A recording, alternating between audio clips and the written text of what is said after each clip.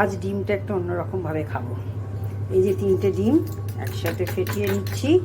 এখানে দেখো পেঁয়াজ হালকা করে ভেজে নিচ্ছি, ক্যাপসিকাম ভেজে নিচ্ছি, পেঁয়াজের সঙ্গে রসুন আছে, কাঁচা লঙ্কা আছে, এখানে সর্ষে, সাদা সর্ষে আর পোস্ত বাটা, এখানে সস আছে।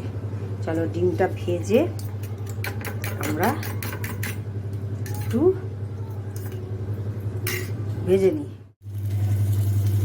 এই যে ডিম ভাজা হচ্ছে, দেখো ডিমটা ভেজে ছোট ছোট করে এদের টুকরো করে নিলাম।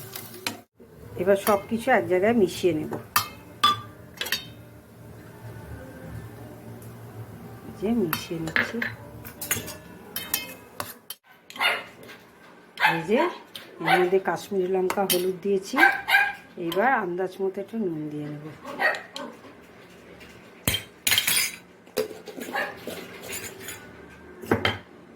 সাধারণের জন্য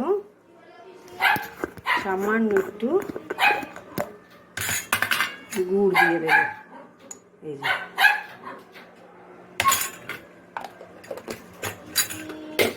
আর দেব সর্ষের তেল।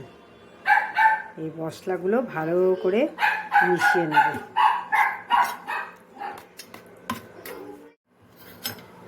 এই যে মাখা হয়ে গেছে সব।